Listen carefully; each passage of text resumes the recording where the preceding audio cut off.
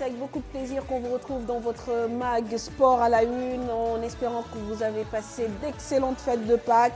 On va parler notamment de la première édition du marathon de Dakar, la course phare remportée par Kassao Belay, un Éthiopien chez les hommes, et une Kenyane du nom de Zedi Limo. L'événement tenu sur 2 jours a vu hier la présence du Premier ministre sénégalais Mohamed Boun Abdallah Dionne, mais la date coïncidente avec le week-end pascal n'a pas fait que des heureux, notamment chez les chrétiens.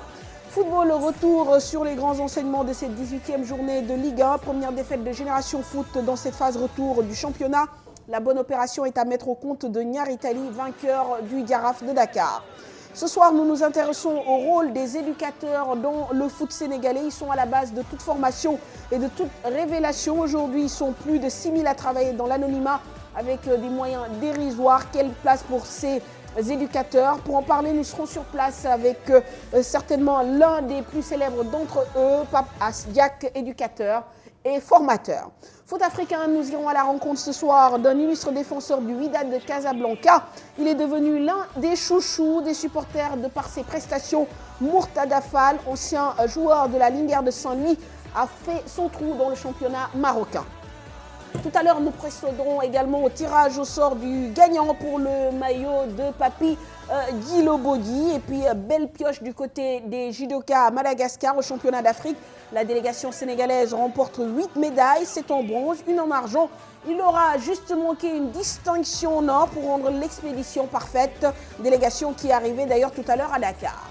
En fin de mag, nous retrouverons bien sûr Momo Ndiaye pour les buzz du web. Voilà pour le sommaire. Merci de votre fidélité. Bienvenue à tous.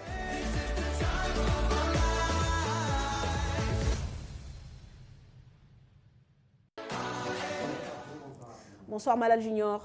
Bonsoir Fatou. Bonsoir cher Tidiane. Bonsoir. Alors, pour parler déjà de ce marathon, notre premier invité est Sébastien Bottary, président du comité d'organisation, par ailleurs directeur général d'une structure de marketing et communication basée à Genève et qui s'appelle Zénith. Mais avant d'échanger avec lui, bien sûr, nous lui aurons dit bonsoir Monsieur Bottary. Et nous allons découvrir, Malal, les temps forts de cet événement sportif, qu'est la première édition du marathon de Dakar. Une première édition qui a vécu ce week-end et c'est l'Afrique Austral qui remporte cette compétition. Chez les hommes, l'Éthiopien Kassao Belay a remporté la course en 2h18 minutes 22 secondes devant Dio Kenya. Chez les dames également, Zedi Limo s'est imposé devant ses compatriotes. Un marathon qui en 48 heures a enregistré la participation de près de 13 000 coureurs. Et du côté des organisateurs, on se dit satisfait. L'État du Sénégal veut, quant à lui, l'inscrire dans l'agenda mondial de l'athlétisme, Cheikh Tidiane Diawo et Youssou Diatta. Un podium 100% Kenya et éthiopien, aussi bien chez les hommes que chez les dames. L'Afrique australe a régné sans partage pour cette première édition du marathon de Dakar. Je suis très contente d'avoir gagné cette course. J'avoue qu'aujourd'hui, on avait un très bon niveau. Côté sénégalais, pour cette première édition, l'essentiel était de participer. C'était pas du tout facile, mais bon, si nous appelons à faire du sport, donc il est fort probable de participer. L'essentiel était d'arriver, c'était notre objectif et je pense que l'objectif a été atteint. Je suis satisfait parce que je n'ai pas abandonné. Métti woon na mais yëfi góor moom yàgg nag métti quoi waaw mais sant yàlla trop parce que bon bi ma arrivé laa xam ne li mu métti yëpp jar na ko quoi. Esprit fair play bi c'est la deuxième fois que je participe année passée ay phase la woon bi marathon de Dakar sincèrement participation bi reconnaissance bi aussi amitié bi am na ñoo xamante ni depuis daaw la ñu xamante woon ba léegi on tient le contact loolu moo si am solo aussi.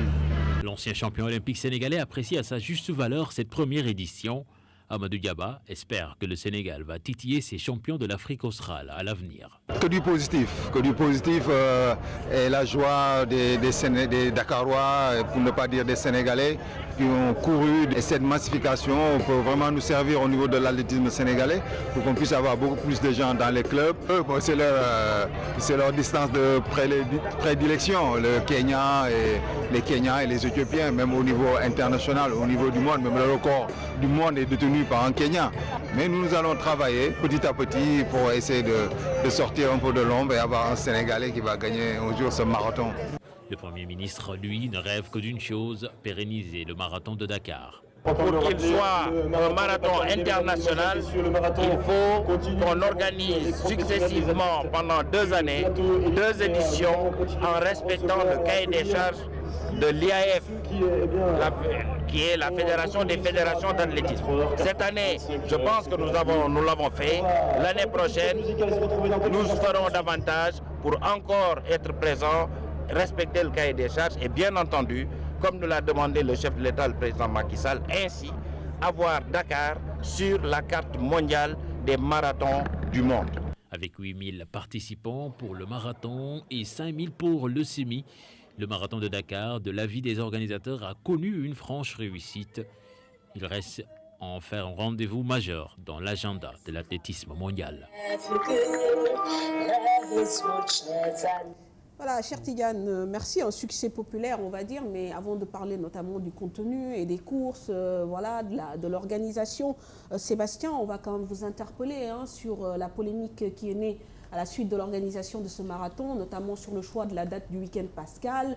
Beaucoup d'artères de la capitale ont été bloquées, ce qui a provoqué quand même l'ire et la colère, notamment des fidèles chrétiens qui voulaient se rendre notamment dans les églises pour célébrer les messes. Pourquoi avoir choisi cette date ?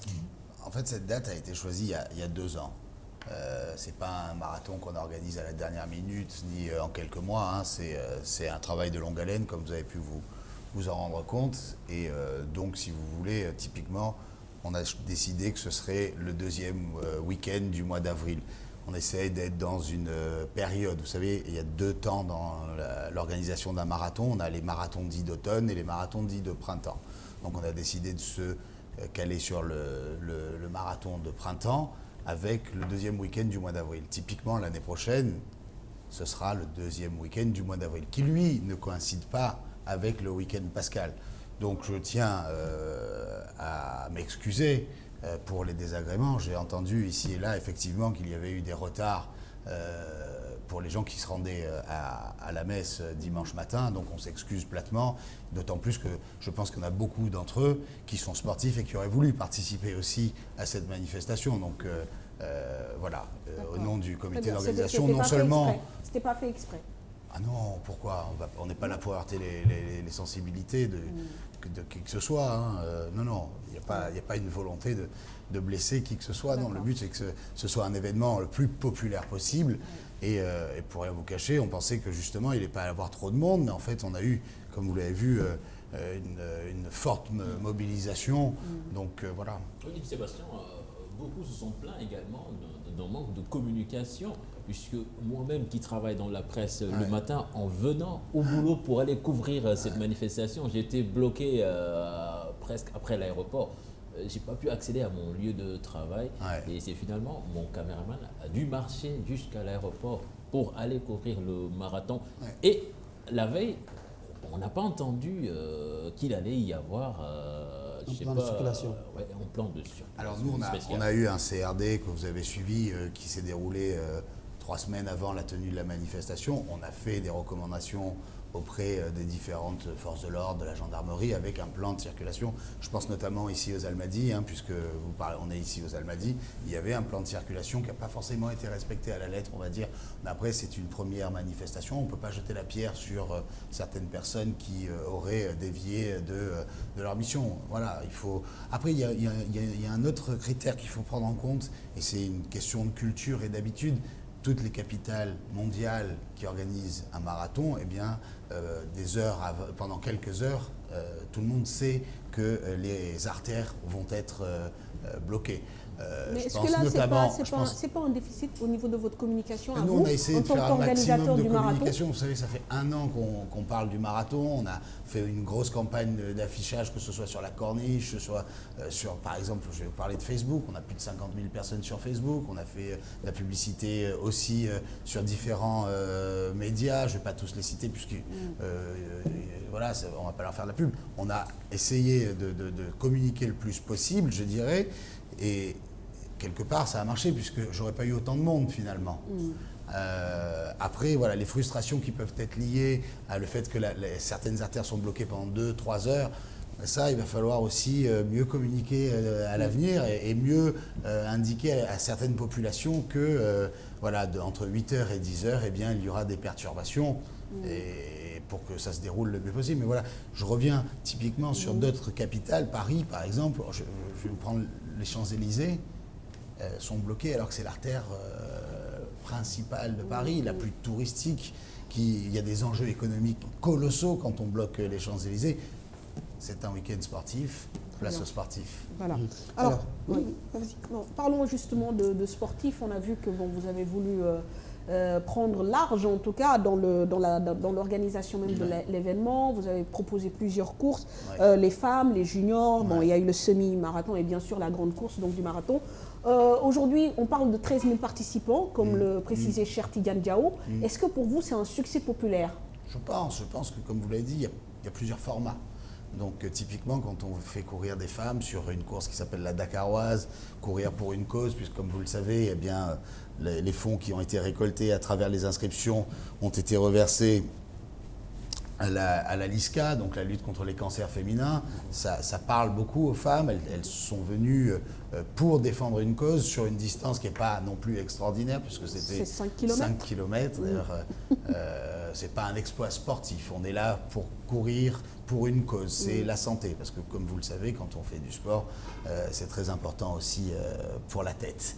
Et les enfants, parce que les enfants aussi, c'est une fête familiale et puis c'est l'avenir de demain. Donc voilà, apporter une certaine culture, une certaine rigueur avec des standards d'organisation qui justement sont les mêmes pour les enfants que le champion du 42. Il a son dossard, il a sa puce, il a la même médaille, il a un t-shirt technique. Voilà. Nous, c'était important d'avoir un traitement aussi égal pour tous. Mais est-ce que sur le plan de l'organisation, toujours, outre les désagréments qui ont été notés sur le plan de la circulation, vous avez noté d'autres couacs aussi, puisque c'était la première édition? Pas tant que ça, très honnêtement.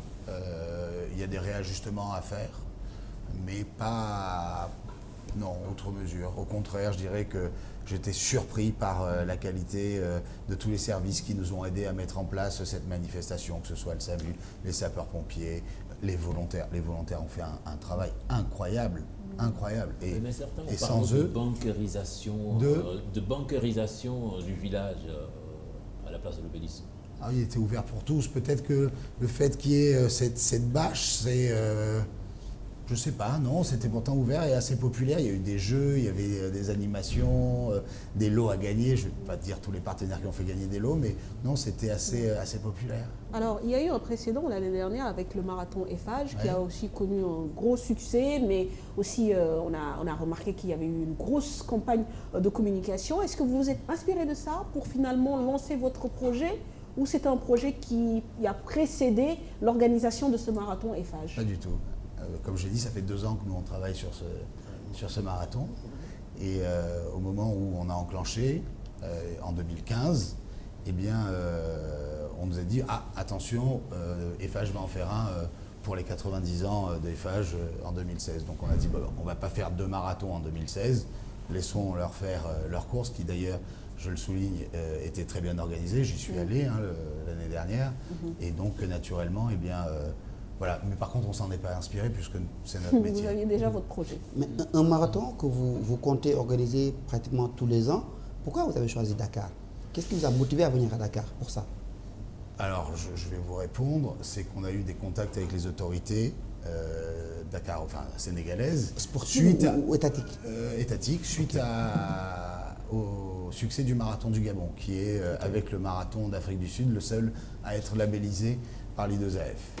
Et donc, on s'est rencontrés, on a expliqué ce que nous, on faisait, ce qu'on mettait en place, pas uniquement du sportif, justement, mais c'est aussi la promotion d'une destination, c'est la promotion de la santé, c'est la promotion de la famille. Et donc, ça a beaucoup plu, je dirais.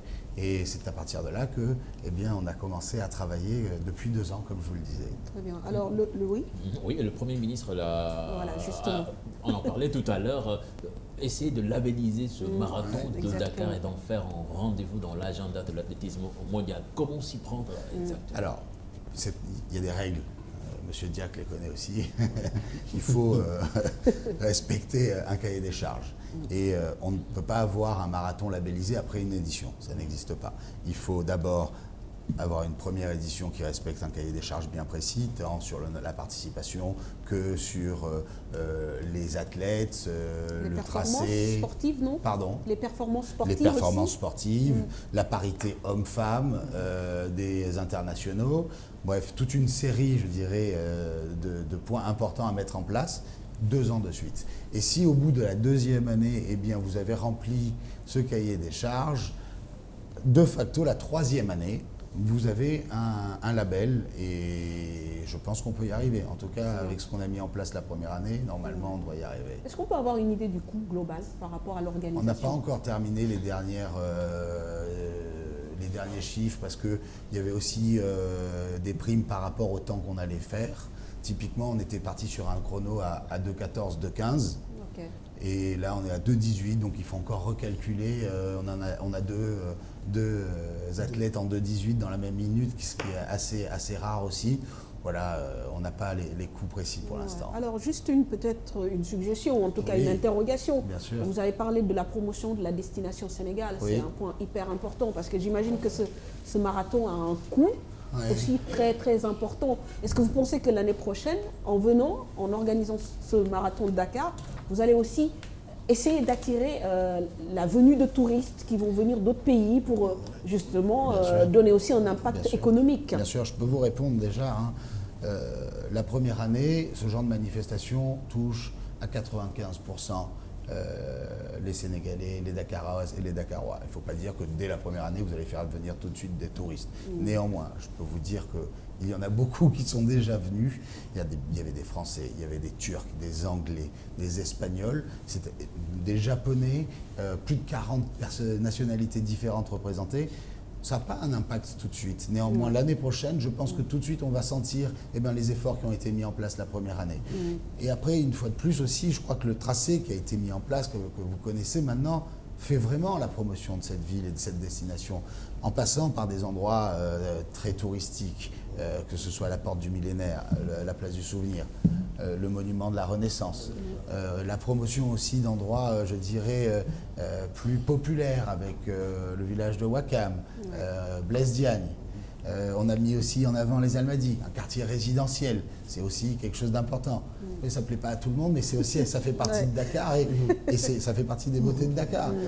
Un côté institutionnel avec, je dirais, la place de l'Indépendance. Donc voilà, des monuments, des endroits culturels. Voilà. Et je pense que c'est un outil de promotion non négligeable. Est-ce qu'il est également prévu, par exemple pour la prochaine édition, d'attirer des têtes de pont, des athlètes d'un niveau supérieur, d'un niveau olympique par exemple? Alors après, cette année, on avait un coureur qui courait en 2h07, qui avait un record de 2h07. Donc c'est du très haut niveau. On n'a pas fait non plus un tracé roulant pour avoir un temps extraordinaire. Comme je l'ai dit, on a fait un tracé qui met aussi en avant la destination. Donc on ne va pas essayer de faire le record du monde, parce que de toute façon, le climat ne le permet pas. Mais voilà, essayer de trouver un temps correct. Je pense que, très honnêtement, hier, je discutais avec le manager, jusqu'au 30e kilomètre, on était en dessous des 2,15. Et au 30e kilomètre, il y a eu un coup de chaud. Voilà. Alors peut-être qu'il faut partir une demi-heure plus tôt aussi. Vous avez démarré à 8h30. Précise. Vous savez, ça fait 1 an et demi qu'on me dit c'est impossible. On m'a dit que c'est impossible de fermer la ville, c'est impossible de partir à l'heure. Finalement, vous l'avez fait. Alors, est-ce qu'on peut s'attendre quand même, pour terminer un peu sur le sujet, à un bilan? Oui, bien sûr, un bilan des chiffré, écrit, qui va... permet justement de garder aussi des archives pour l'histoire et pour le futur. Juste avant ça, je voudrais juste revenir, je vais venir sur les chiffres, mais parce qu'on est dans les chiffres aussi, on parle des Éthiopiens, des Kenyans, mais on ne parle pas assez des Sénégalais et des athlètes sénégalais. Et je peux vous dire que j'ai été très surpris par le niveau des Sénégalais qui, dans les 20 premiers, aujourd'hui, eh bien, on compte 7 Sénégalais. Et ça, c'est assez important pour le souligner. Il y en a qui sont devant des Kenyans et des Éthiopiens. Donc il y a un niveau, comme le disait Amadou Diaba, avec du travail, avec de la structure, on peut, je ne dis pas qu'on va gagner, mais voilà, il y a quelque chose d'intéressant à mettre en place. Alors, à côté de l'aspect de la promotion et à tout. votre question. Allez, répondez là.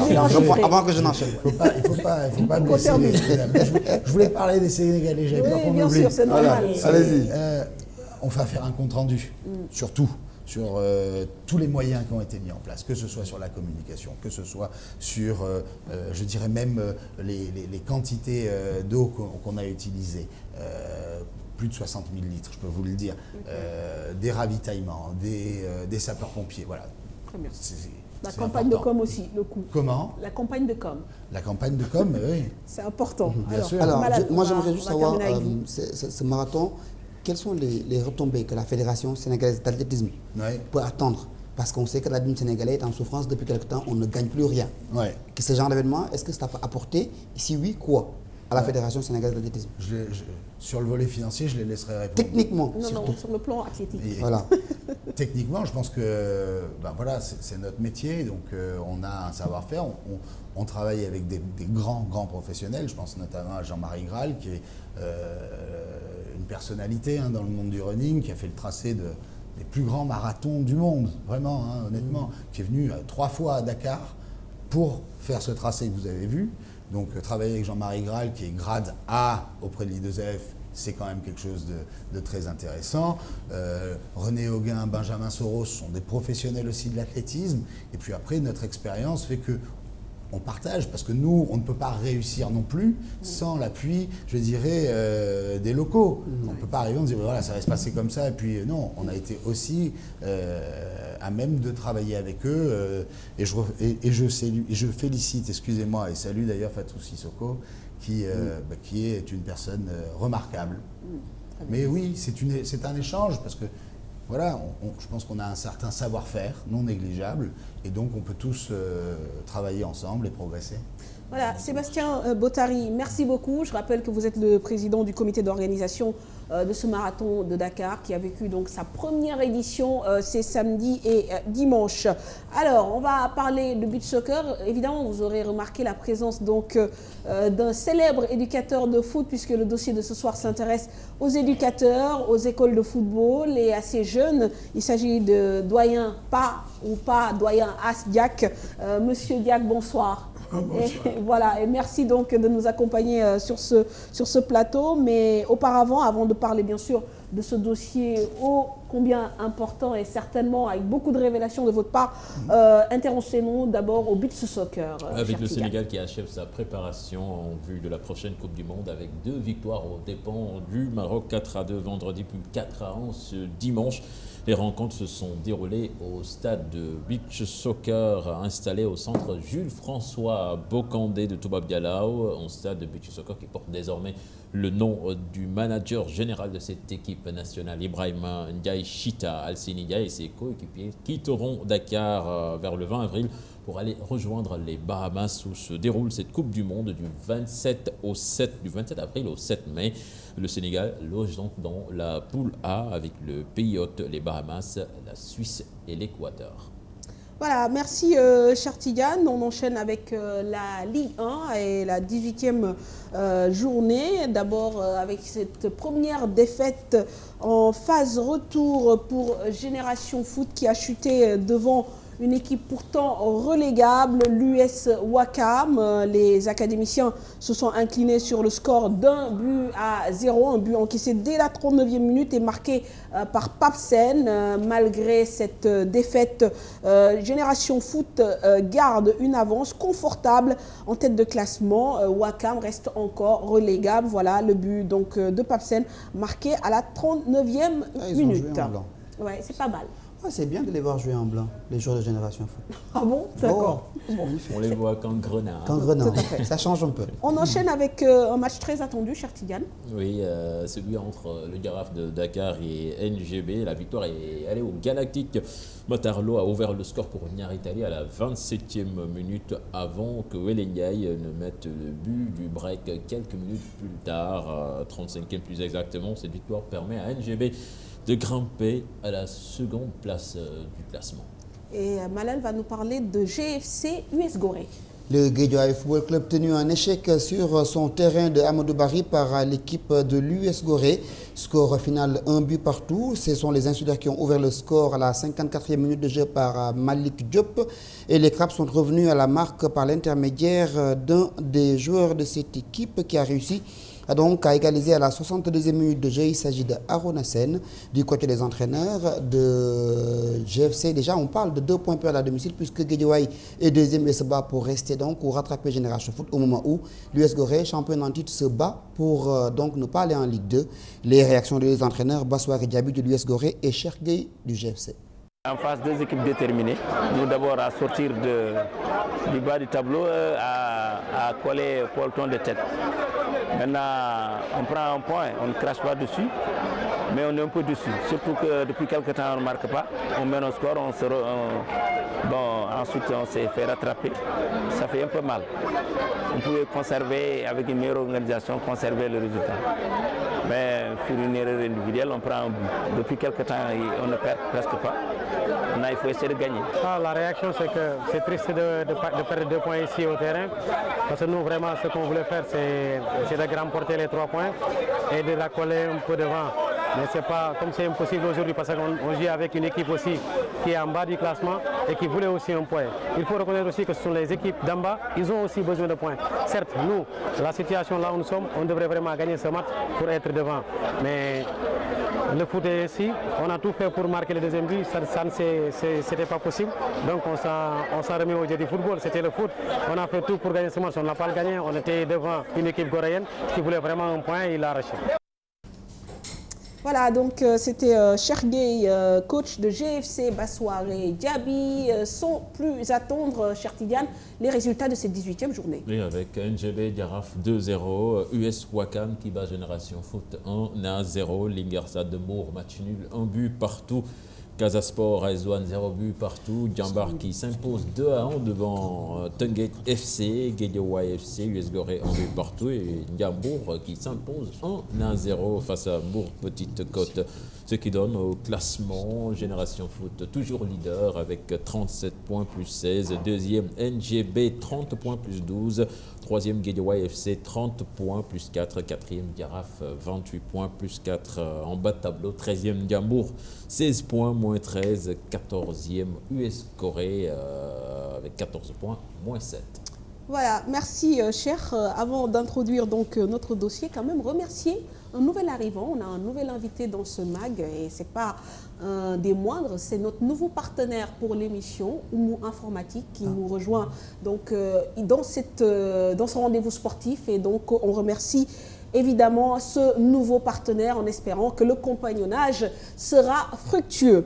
Alors, on va parler à présent donc de ces écoles de football. Après 2 mandats, l'actuelle équipe fédérale va remettre en jeu donc son prochain mandat, puisque Augustin Senghor a annoncé ce week-end qu'il serait candidat à sa propre succession. Et cette équipe fédérale est attendue dans un vaste chantier, notamment celui de la prise en charge officielle des écoles de football en ce qui concerne l'affiliation, la dotation, les licences. Au Sénégal, on compte plus de 4000 écoles de football, plus de 12 000 jeunes qui les fréquentent, les éducateurs de foot estimés à plus de 6200. Quel jeune garçon n'est jamais allé caresser un ballon de foot dans une école de son quartier? Les éducateurs sont une réalité du foot sénégalais. Ils vivent souvent leur passion de cette discipline, la partagent avec des milliers de jeunes, mais sont les premiers oubliés du système.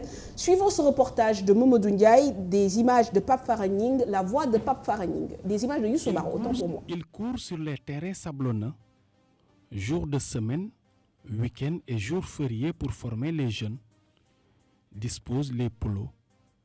Que de jeunes voient-ils défiler tout au long de leur vie? Eux, ce sont les éducateurs sportifs. J'ai exercé ce métier depuis 2012. En 2014, j'ai eu mon diplôme d'initiateur. Je suis éducateur de 2e degré depuis 1990. Et je suis dans la formation des jeunes depuis pratiquement une trentaine d'années. Depuis 40 ans, pour ne pas dire depuis 40 ans, j'y suis. Le football, c'est à la base, et la base, c'est eux qui la donnent. Les éducateurs ont semé les graines de grands noms du football sénégalais avant que ces dernières ne rejoignent par la suite les centres de formation. Ouais, j'ai eu la chance d'avoir un joueur du nom de Mamadou Sarr, qui est actuellement à Génération Foot. Il est cadet, il est de 2002 maintenant. C'est mon premier pensionnaire. Nous avons une pyramide dans ce pays de football qui est le Sénégal. Une pyramide dont le sommet effectivement est l'équipe nationale A.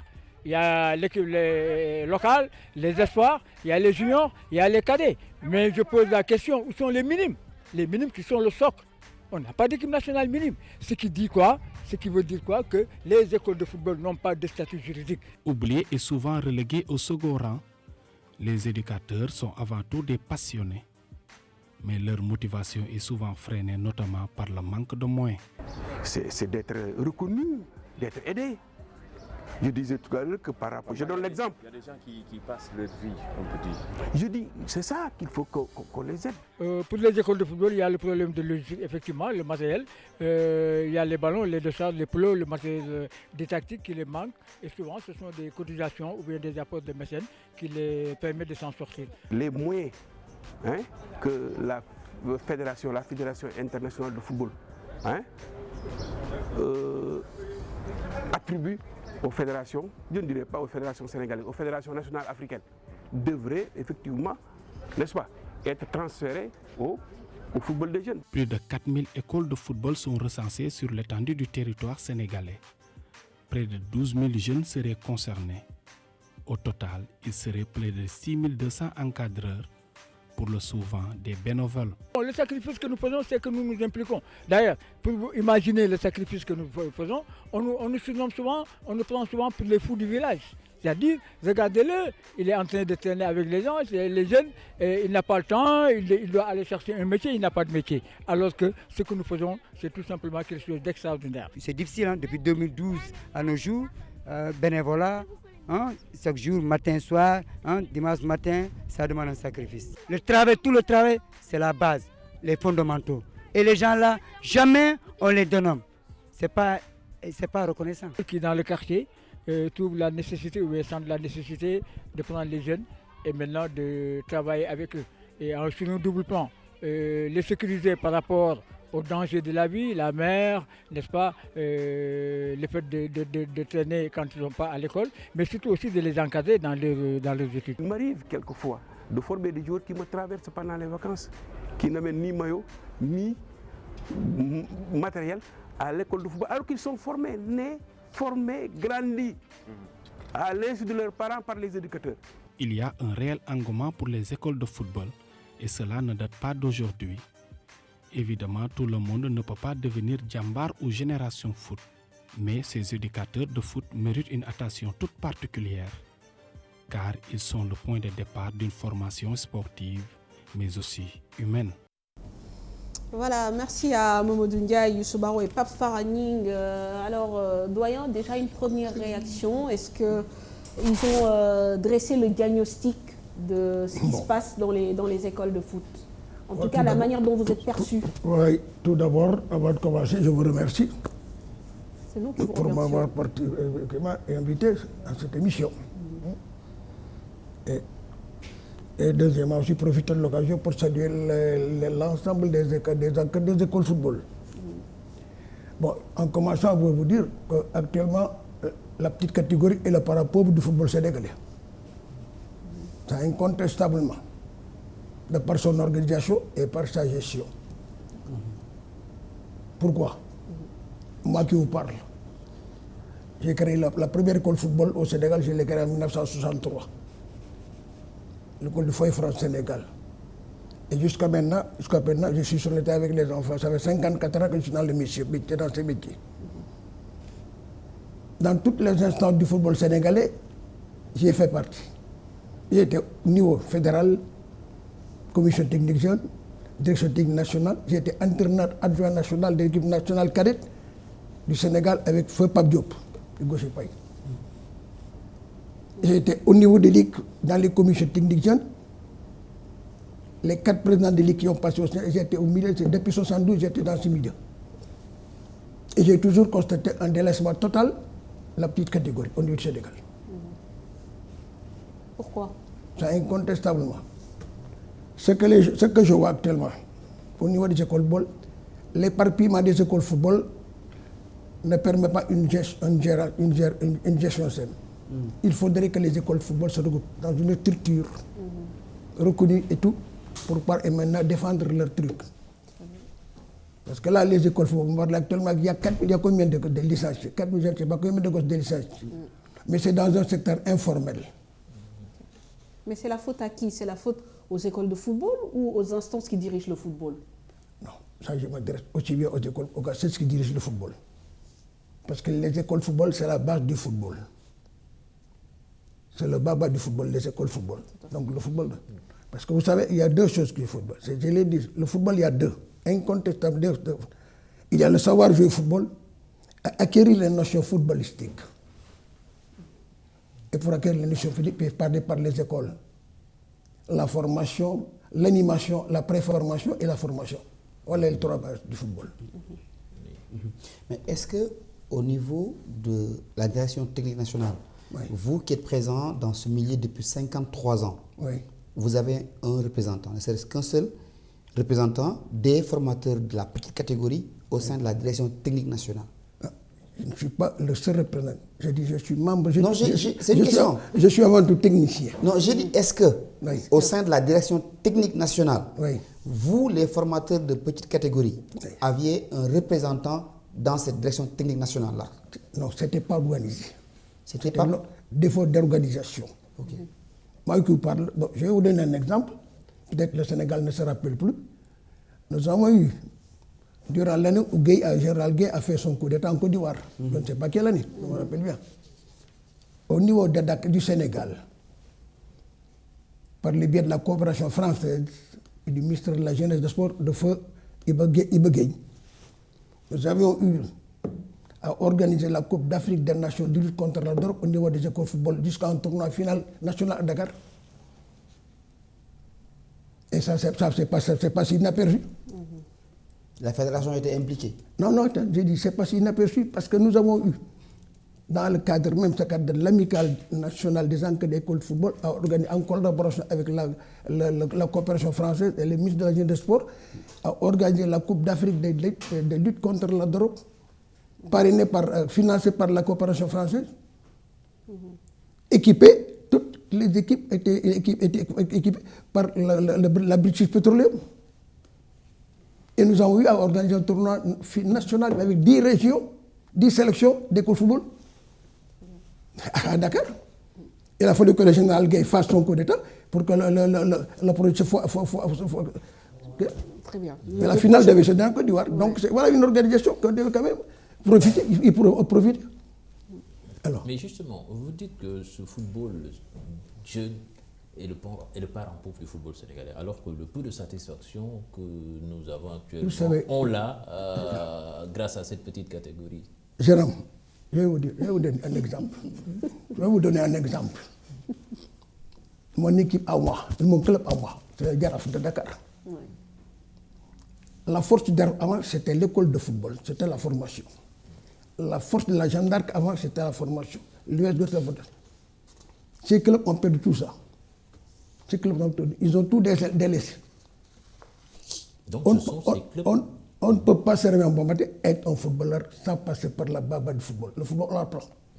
Mais ces clubs traditionnels ont délaissé la formation au profit d'autres académies qui phagocytent ces jeunes joueurs et qui les forment. Il y a académie. Il y a formateur et animateur. Pour être un formateur, éducateur, il faut d'abord avoir les notions footballistiques, savoir démontrer un geste technique. Quand j'apprends un gosse. Oui, mais dites-nous, quand vous dites qu'il y a académie, ça veut dire qu'il y en a qui ne le sont pas. Attends, les écoles de football, il y a énormément d'écoles de football. Il y a école de football et école de football. Je vous dis ici que le football, c'est 3 phases. Il y a d'abord l'animation, la préformation et la formation. Alors il faut être un entraîneur aguerri, un gars qui a d'abord le diplôme et qui est aguerri, qui connaît le football pour parler. L'animation, c'est ce que font les écoles de football, regrouper les enfants, faire des tournois et tout. Ça, c'est l'animation. C'est le baba du football, l'animation. Regrouper, faire un tour, inviter les enfants. Deuxièmement, il y a ce qu'on appelle la préformation, où le gosse, à partir de 12 ans, 13 ans, on lui inculque les notions techniques du football. Et la formation, quand on est cadet consort, là, c'est la base technique et tout. Mais actuellement, les gens vivotent parce qu'ils ne sont pas organisés, les écoles ne sont pas organisées. Mais comment expliquez-vous également, M. Dia, que l'on voit des jeunes âgés entre 7 et 12 ans jouer avec les mêmes ballons, par exemple, que les seniors? Mais non, parce que qu'est-ce que tu... Mais il y a des catégories de ballons. Le ballon 3 ou le ballon 3, c'est pour les tout petits. Il y a ballon 3, le ballon 4 et ballon 5. Le ballon 5, c'est pour les juniors et cadets. 4 et 3, c'est pour les tout petits. C'est que les écoles de football n'ont pas de moyens, il faut le reconnaître. Mais la question que je me pose, M. Diack, c'est pourquoi vous, en tant qu'animateur, éducateur, et à l'image de beaucoup de vos collègues, vous persistez à faire cela, alors qu'on voit le dénuement dans lequel vous travaillez, avec le problème justement de moyens, le problème de terrain, et pourtant il y a une floraison d'écoles de football. Pourquoi cela? Je vous ai dit tout à l'heure qu'il y a école football et école football. Précisez votre pensée. D'accord. Il y a école football, d'abord dotation en matériel. Il faut donc que l'encadreur soit quelqu'un qui connaît le football, qui sait. Je ne parle pas, je ne dis pas, mais énormément d'encadreurs actuellement, ce sont des animateurs. Mais j'avoue franchement que demander à quelqu'un, il y a des encadreurs à qui il faut le demander de faire un geste technique, ils ne pourront pas. Ils ne peuvent pas démontrer un geste technique. Ils encadrent. Bon, ils regroupent les gosses, ils les font jouer. Parce que les gosses... Mais normalement, dans le cadre de la formation, l'encadreur doit d'abord être un technicien. Si tu joues au football. Et déjà avoir un diplôme. C'est ça. Incontestablement. D'accord, donc il faut faire le ménage d'abord au niveau des écoles de football, si je vous comprends bien. Mais qu'est-ce que vous attendez par exemple de la Fédération sénégalaise de football? Puisqu'on parle de documents, de travaux qui ont été concoctés depuis 2009, et jusqu'à présent vous attendez que ça soit formalisé. Moi je suis à reculons. Dans mon milieu, de la Fédération, j'ai dit le football sénégalais, ça fait bientôt 20 ans que le football dégringole. Actuellement, vous parlez du football sénégalais. Le renouveau du football sénégalais, c'est après des centres de formation. Djambar, Dakar Sacré-Cœur et autres. Et Génération Foot. L'avenir du football sénégalais, c'est les centres de formation. Ce n'est plus le club traditionnel, c'est terminé. Ils ont délaissé la formation, ces clubs traditionnels. C'est la formation parce que là-bas, ils ont le baba, ils ont les moyens de dire ces gosses, de leur inculquer les notions footballistiques. Mais l'école de football, le gosse, tu traînes 50 gosses, tu n'as même pas 4 ballons. Et tu veux le faire comprendre le football, mais c'est pas possible. On parle tout dernièrement, il y a 3 catégories de ballons. Ballon 3, ballon 4 et ballon 5. Si le gosse n'a qu'à des ballons, c'est vrai que c'est ballon 5. Mais il y a effectivement chaque catégorie a 2 ballons. Le ballon 3, c'est tout petit. Est-ce que vous, les encadreurs d'écoles de football, avez saisi la fédération de manière officielle, puisque vous avez dit que vous avez une association nationale des encadreurs d'écoles de football? Est-ce que vous avez saisi la fédération pour exposer les problèmes et demander à ce que la fédération vous appuie, ne serait-ce qu'en vous donnant le matériel didactique nécessaire? Laissons la fédération en place. La petite catégorie, c'est la direction technique nationale. Oui, mais la direction technique nationale, c'est un démembrement. J'arrive. C'est la direction technique nationale, pas la fédération. La petite catégorie, c'est la direction technique qui doit définir un programme de développement du football au niveau de la catégorie et faire appliquer ça par les ligues régionales. Est-ce que ça se fait? Et il faut que ces ligues-là aussi aient les moyens. Je ne peux pas comprendre. J'ai lu dans le stade l'interview du président de la fédération qui parle de sponsoring et d'argent qu'ils doivent recevoir. Quand on se permet d'avoir 50 millions, d'avoir 50 millions, 70 millions, ce n'est pas pour l'équipe nationale, c'est pour le développement du football. Il faut qu'on dote les ligues de moyens pour qu'ils puissent jouer. Alors, restez avec nous, on va développer justement sur cet aspect-là, mais on va aussi voir, puisqu'on a voulu étendre un peu ce diagnostic au-delà même de la région de Dakar, on s'est intéressé à ce qui se passe à Louga. À Louga, il existe environ 25 écoles de football qui regroupent des milliers de pensionnaires. Ces garçons qui aspirent à devenir des joueurs professionnels sont encadrés par d'anciens joueurs de Navétane. Ces derniers, après avoir décroché leur diplôme d'initiateur, ont décidé d'accompagner les enfants et pour leur donner une chance de réussir dans ce sport. Aujourd'hui à Louga, ces formateurs ont beaucoup fait pour le football, mais les moyens ne suivent pas. Nous allons suivre cet élément signé notre correspondant sur place, Thierno Fall. Ils sont très nombreux dans la capitale du Ndiambour, ces passionnés du football qui, à la fin de leur carrière, décident de se consacrer volontairement au service du football lougatois. Depuis 1998, je suis dans cette commission. Bon, j'encadre les gosses bénévolement parce que ce n'est pas un travail qu'on nous paye. Même les gosses, parfois, certains parents font des participations symboliques, mais nous, ce que nous le faisons dans le bénévolat. Donc, on travaille dans la base et là, on se sacrifie, on corps et âme pour essayer de donner de bons produits au niveau du football. J'étais ancien joueur du Nerlé, après par la suite je suis encadreur.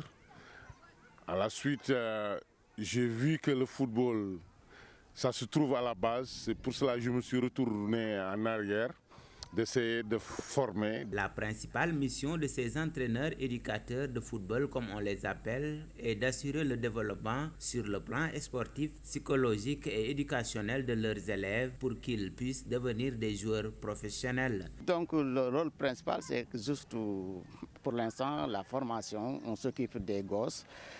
Et on fait en tout cas de nos mieux pour essayer en tout cas de donner à la région de Louga, même au-delà, des joueurs de très bonne qualité. Il y en a certains qui ont 3 catégories. Nous, on commence par les pipis, les benjamins et les minimes. Là, si on fait le total, nous encadrons plus de 2000 et quelques enfants. Aujourd'hui, malgré toutes les difficultés rencontrées dans cette activité, ces éducateurs ont beaucoup contribué dans le développement du football à Louga. On forme des joueurs qui arrivent à aller très vite. À l'âge de 20 ans, ils sont là. Ils sont beaucoup, ils sont au niveau des centres de formation. C'est une satisfaction pleine. Au sein du Ndiambour, nous avons pu former des gosses qui sont maintenant au sein du Ndiambour. Il y en a d'autres qui sont partis être des footballeurs qui ont passé par nos mains. On a formé des joueurs qui jouent, qui sont à l'élite et qui jouent actuellement dans le championnat national Ligue 1. Ces formateurs, pour mieux jouer leur rôle, ont besoin de plus d'accompagnement de la part des autorités, mais aussi de l'implication des parents. Nous n'avons pas les moyens, les matériels didactiques, il n'y a rien. C'est notre mission, mais avec ça seulement, avec notre volonté, on ne passera. Et aussi on va passer. Si on réussit, ce sera très difficile et ce sera à long terme. Mais si on avait de l'accompagnement, là, tu verras les résultats tomber rapidement. Les parents ne suivent pas, ils doivent suivre parce que ça donne courage aux encadreurs. À Louga, on compte aujourd'hui environ 25 écoles de football qui regroupent des milliers de pensionnaires de toute la petite catégorie. Chaque année, plus d'une centaine de rencontres sont organisées par ces écoles de football pour permettre aux enfants de compétir. Voilà, les mêmes problèmes un peu partout, c'est-à-dire cette question de moyens. Alors, pour rebondir un peu sur la question de Malal, vous parliez donc du rôle de la direction technique. Mais on ne peut pas oublier que la direction technique est sous la coupole quand même de la Fédération sénégalaise de football. La fédération est l'organisme qui coiffe le football sénégalais. Tout à fait. Mais la direction technique définit le football. Ce n'est pas à la fédération de dire, non, c'est la direction technique qui dit voilà le programme de développement du football qu'il faut appliquer à la base, au niveau des ligues. C'est à la fédération de doter aux ligues de moyens. Parce que le football petite catégorie, ce sont les ligues qui sont chargées de développer ça. Donc il faut que ces ligues aient des moyens. On ne peut pas se passer tout le temps à vous parler de l'équipe nationale, des millions et des centaines de millions à l'équipe nationale et que les ligues n'ont absolument rien. Très bien. Quel rapport entre les centres de formation et les écoles de football? Parce que la différence les centres de formation puissent quand même dans les écoles de football. Les centres de formation, c'est le truc idéal pour le développement du gosse, sur le plan mental et tout, de football. Parce qu'il y a tout, infrastructure, tout. Vous avez vu, les Gambar, ils ont tout, les études et tout. Et au niveau de ces centres, on inculque, comme je viens de dire, les notions du football. Parce que le football, je vous l'ai dit, c'est deux. Il y a le savoir du football, acquérir les notions footballistiques. Mais vous avez révélé des joueurs qui ne sont pas passés par des centres de formation. Parce que vous avez peut-être la connaissance requise. Non, voilà, j'ai eu la connaissance requise. je me suis formé, je me suis documenté, j'ai tout fait. Il y a énormément de causes. Actuellement, je ne peux pas les citer. Énormément de causes. On les connaît tous, plus ou moins. Enfin, on en connaît certains. Voilà, on est là. Mais c'est pourquoi je vous dis que ce sont les ligues. Moi, j'ai été dans les ligues. Au commission, on organise championnat junior, cadet, et tout, au niveau de la commission technique. Le concours de jeunes footballeurs, régional et national. J'étais à la fédération, la commission technique fédérale. On organisait le concours national du concours de football national et la coupe du national de football. Monsieur Diak, aujourd'hui, est-ce que vous avez reçu ce programme émanant de la direction technique nationale pour définir la politique de formation pour les écoles de football en passant par les ligues? Est-ce qu'aujourd'hui c'est le cas ou pas? Ou bien c'est un vide total? Mais c'est un vide total. C'est un vide total. Il faut reconnaître, c'est un vide total. Les gars qu'on a vus tous les semaines, ils se débrouillent tout seuls. Alors que c'est la ligue de Louga qui devait normalement parrainer ça. Avec un programme défini. Avec un programme défini. Venant de la direction technique. Appliqué au niveau des écoles de football. Okay. Avec des moyens. Mais il faudrait que cette ligue-là soit aidée financièrement par la fédération. C'est ça. Monsieur Diak, vous faites partie des précurseurs en matière de formation ici. Et on se rend compte que dans notre football, nous avons un problème d'identité. On ne sait pas comment nos équipes nationales doivent jouer. Et ça, il se dit que c'est depuis la base. En Espagne, on sait que souvent c'est le tiki-taka. En Italie, on sait comment ça joue. Au Ghana, on sait comment ça joue. Mais nous, nos équipes... Parce que une remarque. Regardez l'équipe nationale A du Sénégal. Est composée entièrement de joueurs expatriés. Formés à l'étranger. Avant, l'équipe nationale sénégalaise est à base locale. Et on complète cette équipe par des expatriés. C'est un fait qui doit vous remarquer, c'est un fait. Ça vous prouve actuellement qu'au niveau du local, il n'y a plus rien. Il faut revenir à la rue, il n'y a plus rien au niveau local. Bon. L'entraîneur est obligé de faire appel à nos jeunes expatriés. On vous parle de développement de notre football, le football sénégalais, l'équipe nationale de football qui joue, ce n'est pas le football local du Sénégal. C'est le football professionnel. Du tout. Incontestable, non? Le résultat des cadets et des juniors, mais c'est le travail des centres de formation. C'est incontestable. Djambar, Sacré-Cœur, Génération Foot. Mais M. Diak, j'aimerais également vous poser une autre question. Vous parlez tout à l'heure des équipes traditionnelles. Oui. Il y avait la Jeanne d'Arc de Dakar, le Djaraf, la Linguère, et tout, toutes ces équipes-là, elles étaient là avant que ce centre de formation n'arrive. Pourquoi les dirigeants d'alors n'ont pas eu le génie pour mettre en place ce que Djamba, Génération Foot ou Dakar Sacré-Cœur ont mis en place pour former? Attention, ça diffère. Les périodes, ça diffère. Avant, maintenant, il y a deux. L'époque d'avant et l'époque maintenant, c'est fini. Je prends l'exemple du Djaraf de Dakar, le club Djaraf. Le Djaraf, la force du foyer français. Le Djaraf, sa force, c'est l'école de formation. Le Djaraf avait l'école de formation que j'ai gérée moi. Elle a disparu cette école de formation. La Jeanne d'Arc avait la même chose, avec Gaucher Paye, l'US Gore avait la même chose. Mais pourquoi vous avez des écoles de football, oui, mais vous n'aviez pas pensé à avoir des infrastructures de qualité? Aujourd'hui, ça pose problème. Je vous ai dit que l'époque d'avant et l'époque de c'est deux. Les moyens sont beaucoup plus publics que d'avant. Les moyens qu'ont les clubs actuellement, d'avant. D'accord. Mais entre-temps, quand le Djaraf dominait le football sénégalais et que la Jeanne d'Arc dominait le football sénégalais, pourquoi il n'y a pas eu cet accompagnement-là au plan infrastructure? On sait que le Djaraf, par exemple, a un terrain qui est au niveau de la Médina, mais qu'on n'a jamais su mettre à profit. Ça, d'accord. Du côté du Djaraf, c'est une erreur monumentale. Voilà. Donc, il y a eu un problème de vision à un moment donné. Le problème du côté de la Jeanne d'Arc avec le terrain de Dakar. Ce terrain, nous l'avons vu en 1973. Le terrain qui est au point E. Oui. C'est lorsqu'on a fait le jumelage entre la SEC d'Abidjan et le Djaraf de Dakar. En 1973, qu'on a eu ce terrain-là. Il n'y a rien de fait jusqu'à maintenant.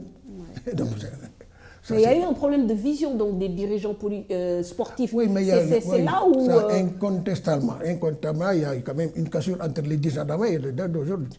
Incontestablement, ça, il faut le reconnaître. Très bien. Il faut le reconnaître. Voilà. Alors, Malal, allons à Saint-Louis également. Ah, chez moi. Oui. Alors, chez moi. Alors, le constat est le même qu'à Dakar ou à Louga.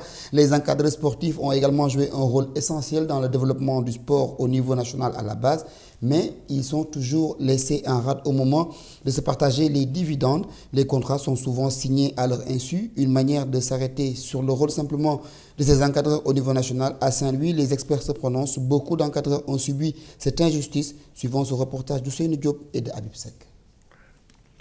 Et professionnalisme vont ensemble. À Saint-Louis, berceau du football sénégalais, les formateurs ont joué un grand rôle dans le cursus des joueurs de football connus à travers le monde. Mais les éducateurs sportifs bénéficient rarement des retombées de la réussite des footballeurs professionnels partis monnayer leur talent à l'étranger. Rohan Ngom est encadreur et entraîneur de football. Il nous raconte ici la première injustice qu'il a subie dans sa carrière. Je donne un exemple que j'ai subi ici. Il y a quelqu'un qui s'appelait Ibrahim Ndiaye. Je ne parle pas d'Ibrahim Ndiaye Messi, mais c'est Ibrahim Ndiaye avant-centre, qui a eu à faire sa petite catégorie au sein de la Linguère. Et après d'ailleurs même avoir eu son bac, je me suis décarcassé venir de Mbour pour l'insérer à l'université de Saint-Louis et revenir, partir, continuer par exemple mon job. Ce garçon, il est professionnel. Je ne sais même pas où est-ce qu'il est. Mais parfois, le joueur encadré participe au développement de l'école de formation, du club ou encore de l'académie. Oui, si je prends le cas par exemple de Cheikh Oudien, il y a eu des retombées au niveau du club de Ndarguedj parce que lui, c'est un pur produit de Ndarguedj parce qu'il a fait toute sa pré-formation ici à l'équipe. Donc, il y a des retombées. Vraiment. Le plus souvent, une fois la carrière acquise, les joueurs professionnels oublient les encadreurs qui ont passé tout le temps à les orienter dans les moments les plus difficiles. Il faut dire que pour certains, le problème ne se pose pas. Ils continuent de rester en contact avec leur club. Mais pour une bonne partie, ils partent donc sur la pointe des pieds. Et voilà, c'est un jour, tu te réveilles, on parle d'eux. Et c'est des agents qui font le travail en bas, en sourdine. Oui, c'est ça le problème, parce qu'il faudrait que vraiment qu'il y ait des garanties, surtout au niveau des écoles de football. Parce qu'en tant qu'encadreur, le joueur il fait toute sa formation au niveau local, mais après, même s'il réussit des tests pour aller même sur Djambar ou Dakar Sacré-Cœur ou Génération Foot, parfois même l'encadreur il est laissé en rade, c'est le parent même qui accompagne l'enfant. Mais que faut-il faire donc? Nous, en tout cas, Saint-Louis, donc depuis un certain temps, nous avons pensé rétablir ce manquement. C'est ce qui a créé un peu la naissance de l'Académie Foot NAF. Donc c'est un peu pour pouvoir conserver nos jeunes talents à Saint-Louis. Souvent, l'encadreur même qui l'a fait savoir les bases du football, il n'est même pas cité au cours de son cursus. Souvent, c'est l'équipe nationale, après le club où il a regagné. Et c'est très dommage. Donc, il faudrait vraiment qu'au niveau des écoles de football, qu'il y ait une formalisation. L'organisation, ça n'existe pas. Mais c'est-à-dire, c'est essayer de revoir l'organisation globale de notre football ou bien de notre sport. Ça. Parce que c'est dans toutes les chaînes, dans tous les départements du sport, basket, football, handball, c'est la même chose. Les encadreurs sont souvent oubliés. Parfois, le manque d'organisation des centres, académies, écoles de football ou clubs sur le plan administratif cause d'énormes manques à gagner à ces derniers en cas de transfert de leur... Voilà, merci. Alors, doyen Asdiak, vous avez... Oui, allez-y. L'encadreur d'école de football, ce métier, c'est un sacerdoce. Incontestablement. Il ne faut pas s'attendre à des retombées, finalement. Écoutez, bon, maintenant avec l'équipe, c'est payant. Je crois qu'il y a beaucoup d'encadreurs qui réclament quelque chose. Même quand je réclame, par exemple, vous amenez votre enfant chez Asdiak, le doyen Asdiak, bon, je vous réclame 10 000 francs ou bien 20 000 francs par mois. Et la gauche, je ne lui apprends rien du tout. Il faut au moins quand même que quand tu me remets 20 000 francs par mois, que je puisse mettre dans ce gosse. Et au-dedans de ce gosse-là, je dis au-dedans. Les notions, les qualités. Pour que demain, si un centre de formation le récupère, que vous puissiez en bénéficier vous. Parce que normalement, les écoles de football, il y a beaucoup les centres de formation raffolent beaucoup de gosses dans les écoles de football. Ouais. Par des tests. C'est ça. Mais comment l'école de football, justement, se retrouve? Il n'y a pas un cadre juridique, il n'y a pas un cadre administratif. Il faut qu'on reconnaisse ça, c'est la fédération qui doit définir ça. Oui, mais quand même, il doit y avoir un cadre juridique. Peut-être que ce sont normalement, eux qui c'est la fédération qui doit définir. Mais l'indemnité à la formation, mais ça pour existe. ça, il faut que les écoles de football se regroupent. Mais il y a trop de dispersion d'écoles de football. Il y a trop d'écoles de football. Il faut qu'ils se regroupent dans une structure reconnue officiellement. Qui puissent maintenant prendre leur intérêt et le défendre. Mais il y a 4 000 équipes au Sénégal. Mais pourquoi vous, par exemple, vous ne pouvez pas porter ce combat, puisque vous êtes une voix écoutée au niveau des écoles de football Oui, moi j'ai eu à diriger pendant 10 ans l'encadrement, l'amicale des encadreurs d'écoles de football au niveau du Sénégal, partout. Mais surtout actuellement au Sénégal, comme je le dis, l'applicateur s'est laissé pour compte. Il faut d'abord, pour changer ça, qu'au niveau de la Fédération sénégalaise de football et au niveau des ligues, qu'ils reviennent à l'ancien système en créant la commission technique jeune. Cette commission technique jeune a charge de gérer le football de la petite catégorie, aussi bien fédéral que ligue. Deuxièmement, doter les ligues de moyens. On ne peut pas avoir actuellement, ça je suis d'accord, c'est une aberration. Les équipes nationales sont budgétisées. Ils sont primés par le ministère. Qu'une société se lève un bon matin, Sonatel pour donner 100 millions, mais ce n'est pas pour l'équipe nationale, c'est pour aider au développement du football. Mais ces 100 millions, répartissez ça entre les ligues de Dakar et dites-leur permettre les dons. Les ligues peuvent organiser ça. La ligue de Louga peut prendre les écoles de football à Louga, organiser le championnat des écoles de football, mais avec les moyens. Mais les ligues n'ont rien. Les écoles de football n'ont rien, mais les gars vivent. Le football sénégal n'ira nulle part. Mais c'est difficile d'organiser quand même, d'aider des gens qui ne sont pas organisés. Voilà, qui sont c'est ça le problème. Je vous ai dit, il faut qu'il soit dans une cadre, dans une structure reconnue. Il y a différents problèmes, c'est des problèmes à différents niveaux. Voilà. Au niveau de la base et au niveau du sommet. Exact. Il faut un cas là. Très bien. Et deuxièmement, pour le développement du football, c'est à la direction technique nationale de définir le programme de développement et de faire appliquer ça par les ligues. Il faut que je dise la vérité. Merci doyen As. Mais juste aussi peut-être une question subsidiaire. On a bien compris que le fond du problème, c'est cette organisation pro d'école de football, une direction technique défaillante à ce niveau-là et les ligues régionales qui ne sont pas dotées de moyens. Maintenant, par rapport à la reconnaissance des joueurs aussi. Parce que ce monsieur donner un exemple en disant qu'il s'est décarcassé pour un joueur qui est devenu professionnel, il ne l'entend même plus. Il y a quand même beaucoup, par exemple, de vos anciens pensionnaires. Écoutez ça, le gosse. Faire en sorte que demain ce gosse soit quelqu'un qui gère ses parents. Un monsieur. Ça, c'est l'éducateur, c'est ça sa vocation. Le formateur arrive à faire un gosse qui soit, par exemple, quelqu'un qui. Mais les Henri Camara et consorts ne sont pas enfermés, moi. Mais les voir riches dans la vie, gérer leur famille, moi je vis comme. C'est pas la peine de contrepartie, nous ne sommes pas. Et pour le bien de la communauté, parce que peut-être là aussi, c'est un débat qu'on peut ouvrir, c'est-à-dire par rapport à la formation.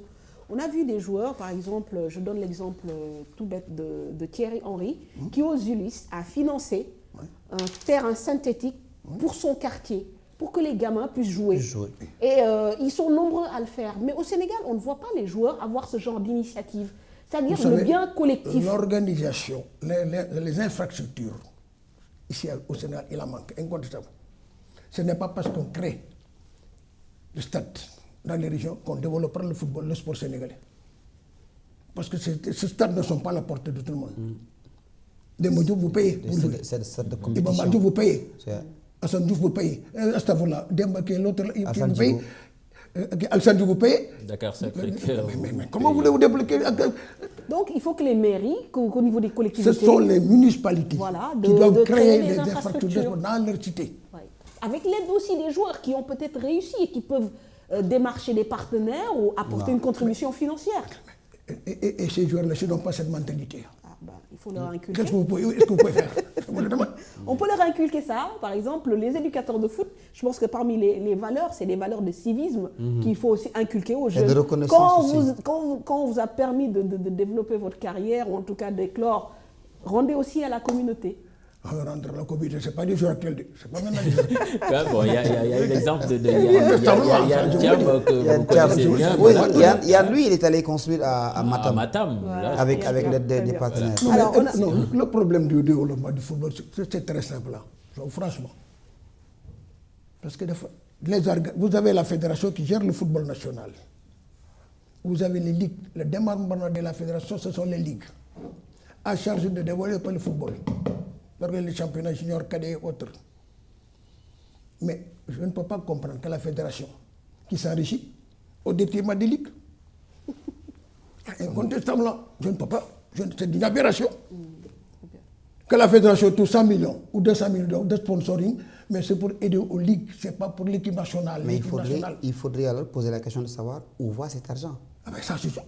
L'équipe nationale ici. L'équipe nationale est budgétisée et tout. Encore que l'équipe nationale, c'est l'État qui paye. Mais on ne peut pas prendre 500 millions de l'équipe nationale. L'équipe nationale, c'est 1 milliard de budget. 1 milliard. Les ligues Poirot, la Ligue de Dakar qui a le plus nombre de juniors de Carito, n'a rien. Il faut revenir à la réalité aussi. On va développer le football. Nous parlons de développer le football. Comment développer le football? Il faut donner aux ligues les moyens avec un programme de développement. Et que les écoles de football aussi s'organisent. Non, c'est dans les écoles de football intègrent le programme de qui au niveau des régions. Ce sont les ligues. Homologués. Exactement, ce sont les ligues qui les prennent en charge et qui les organisent. Il faut aller s'affilier au niveau de la Ligue de Dakar pour avoir le cutis pour gérer une école de football. Il faudrait qu'il y ait de l'organisation aussi. C'est quelque chose d'initiative, d'organisation. Les gars passent beaucoup, bon, écoutez. Tout le Sénégal, pendant qu'on parle de l'équipe nationale, chaque fois où l'équipe nationale, le stade est là, chaque fois où on parle de l'équipe nationale, on ne parle pas de comment développer le football. Merci. Justement, je reproche qu'on pourrait nous faire à nous tous d'ailleurs. Mais la vérité. Justement, monsieur Jack, on va carrément sortir de la pépinière pour parler de ce qu'on appelle entre guillemets la vitrine. Cette équipe nationale du Sénégal, elle a été éliminée à la dernière Coupe d'Afrique en quart de finale. En quart de finale, la dernière CAN, on a été éliminé en quart de finale. Comment faire pour que le Sénégal gagne enfin une Coupe d'Afrique, selon vous, avec 54 ans d'expérience? Qu'est-ce qui nous manque? On dit souvent on a la meilleure équipe, mais on ne gagne jamais rien. Parce qu'il y a une chose. Bon, prenons l'exemple de l'équipe nationale du Sénégal professionnelle. Oui. C'est une équipe professionnelle. Il faut qu'on sache une chose. L'entraîneur responsable définit une tactique défensive pour dire que voilà comment on joue. Mais ce n'est pas à l'entraîneur de faire la décision sur un terrain, c'est le joueur. Les joueurs professionnels, ils ont qu'à le culot, ils doivent avoir ce cœur. Mais vous ne pouvez pas avoir les 6 meilleurs buteurs en Europe, qui sont tous des Sénégalais. Vous les regroupez, vous n'en tirez pas profit. C'est une aberration. Parlons-en. Vous avez les meilleurs buteurs en Europe, tous Sénégalais. Vous les regroupez en équipe nationale et vous n'en tirez pas profit. Soyons clairs. Là, c'est les acteurs, ce n'est plus l'entraîneur, c'est les acteurs. Parce que le match, votre père, comme le dit Goldberg, que je connais bien, mais il arrive au moment sur un terrain où ce sont les joueurs qui font la décision. Ce n'est plus l'entraîneur. Quand on porte le maillot national, il y a des moments dans la vie, c'est les joueurs, ce sont les joueurs qui disent écoute, on gagne ce match. On se bat. Ce n'est plus l'entraîneur, il va gagner, mais ce n'est pas possible. Nous avons peut-être les meilleurs éléments. Peut-être la meilleure équipe nationale, mais il n'y a pas de raison. Pourquoi? Parce que l'effort, il faut se battre. Il faut que le maillot national qui est besoin de sacré. Il faut que les gens sachent ça.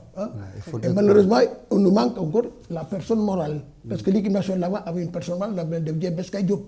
Il faut avoir un gars qui sait parler aux gosses, qui leur inculque ces valeurs qui manquent. Un gosse qui est né au Sénégal, qui est né en France, qui a fait 25 ans en France, qui s'est dit, qui vient dire, je joue pour mon pays. Mais il ne connaît rien au Sénégal. C'est en français. Il faut que les mecs l'inculquent, les notions. Il faudrait. Parce que non, il y a trop de choses à dire. Je ne peux pas, je pourrais pas. D'accord. Merci, doyen. Alors, je vais vous proposer peut-être une alternative. En tout cas, ça pourrait être une alternative pour les écoles de football, de montrer aussi le travail fait par les recruteurs. Ça pourrait se matérialiser à travers donc cette plateforme dénommée Foot Nation. Il s'agit d'un site qui favorise la mise en relation entre joueurs académies et des agents agréés par la FIFA à l'initiative de cette plateforme de jeunes Français qui, précisons-le, ne sont ni agents ni recruteurs. Leur objectif est de donner de la visibilité aux joueurs, ce qui manque cruellement dans notre football local. Nous allons écouter Thibaut Lavenne et Jean de Goff, initiateurs de la plateforme Foot Nation. Bonjour, je m'appelle Thibaut Lavenne. Je suis donc cofondateur de Foot Nation avec Jean Le Goff et je suis ici au Sénégal depuis une semaine pour justement présenter la plateforme aux académies, aux clubs et ainsi pouvoir rencontrer un certain nombre de gens qui pourront travailler par la suite avec nous. Nous avons donc déjà un premier partenariat avec Génération Foot et d'autres sont à suivre prochainement.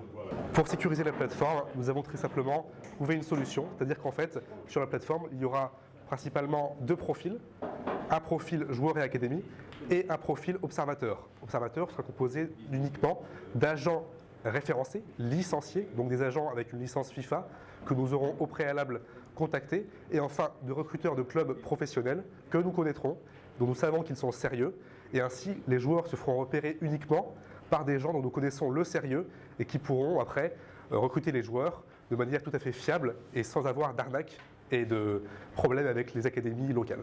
Toutes les catégories sont là pour en bénéficier. Après, nous savons dans le cadre de la loi de la FIFA que les joueurs de moins de 18 ans ne peuvent pas être transférés à l'étranger.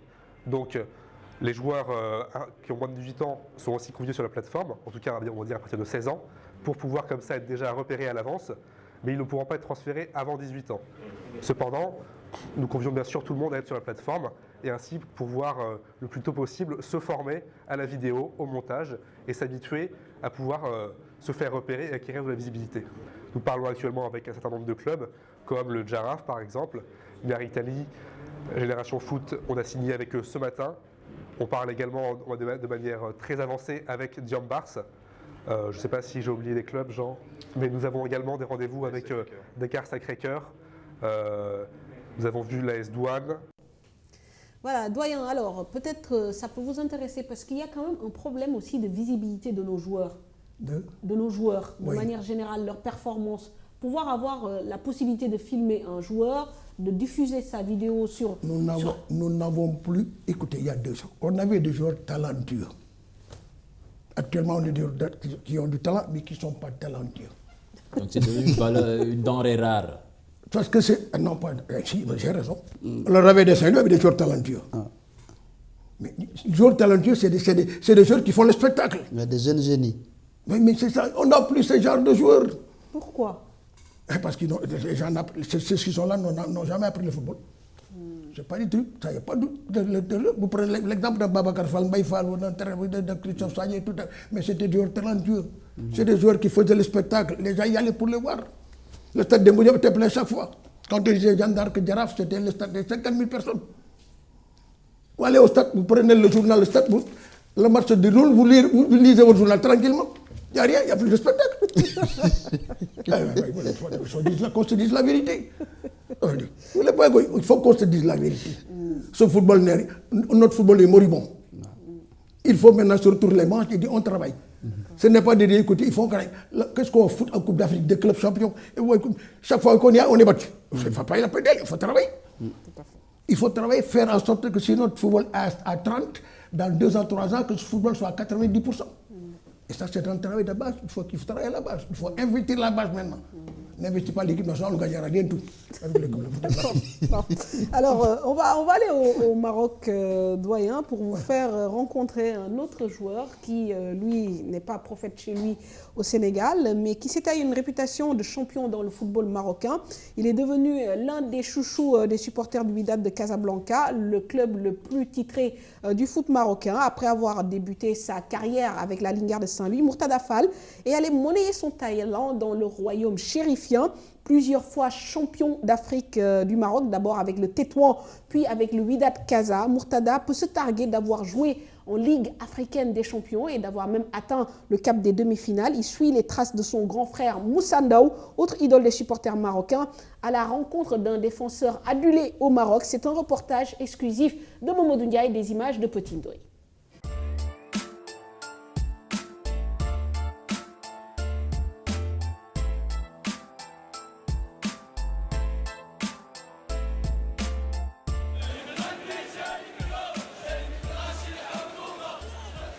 Il est le chouchou d'un grand nombre de supporters du Wydad Atlantique, club le plus titré de l'histoire du championnat marocain, et basé à Casablanca. Ici, il suffit de prononcer le nom de Murtada Fall pour que les langues se délirent. Vous êtes sénégalais, vous soyez bienvenus au Maroc. C'est meilleur. Non, mais c'est bien ça. Merci. Il joue bien, Murtada Fall. Wallah, j'étais le Gira.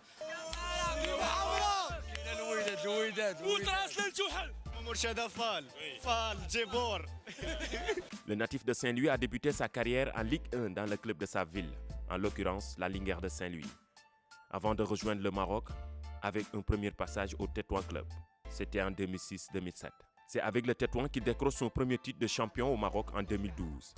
En 2015-2016, il signe avec le Wydad Club de Casablanca après une parenthèse de 2 ans au Koweït. Je suis revenu à mon ancien club parce qu'il y avait la Champions League. Donc j'ai joué avec eux une année et après je me suis retrouvé avec le Wydad. C'est ma deuxième année avec le Wydad. Le Wydad, club pas comme les autres. Avec 18 sacres, le club de Casablanca détient le record de titres dans le championnat marocain. Voilà les terrains d'entraînement, les conditions, les gens aiment plus le foot que là-bas au Sénégal. Les terrains c'est plein. Et par rapport tous les week-ends c'est plein par rapport au Sénégal. Murtada Fall a réussi à s'imposer comme un titulaire indiscutable dans la défense du Wydad. Il est aujourd'hui considéré comme l'un des meilleurs à son poste. La plupart l'aiment parce que c'est un gars qui travaille, il est sérieux. Fii moom def nañ fi ñu war a def vraiment kenn yabuñu fi si vraiment képp ku fi nekk di Sénégalais aussi suñu rôle la on est des ambassadeurs bu ñu génnee suñu dëkk moom dañu war a au moins. Demi-finaliste en Ligue africaine des champions la saison dernière, le Wydad joue les 8e de finale cette année. En 22 journées de championnat, son club est leader devant son rival le Raja de Casablanca d'un petit point. En attendant le derby retour, dans moins de 2 semaines, Murtada Fall reste objectif. Son souhait du moment est de remporter le championnat avec le Wydad. Donc ça se joue maintenant. Pour gagner le championnat, mais il y a trop de pression. Aimé par les supporters et ses dirigeants, Murtada Fall est en fin de contrat au mois de juin prochain. Les dirigeants du Wydad lui proposent la nationalité pour contourner la nouvelle loi marocaine, qui demande désormais au minimum 10 sélections en équipe nationale pour évoluer dans le championnat marocain pour les joueurs étrangers. La loi s'applique sur moi. Donc c'est un peu compliqué. Mais si tu avais 2 ans ou bien de plus, tu peux terminer. Mais toutefois que ça termine, si tu n'es pas international, tu ne peux pas re-signer. On espère que la fédération revient sur sa décision et comme ça on pourra garder Fall et d'autres joueurs comme Fall. Même s'il se donne le temps de la réflexion, le défenseur de 29 ans a réussi à marquer de son empreinte le Wydad Club, à l'image de son grand frère Moussa Ndaw, l'un des meilleurs buteurs de l'histoire du club de Casablanca.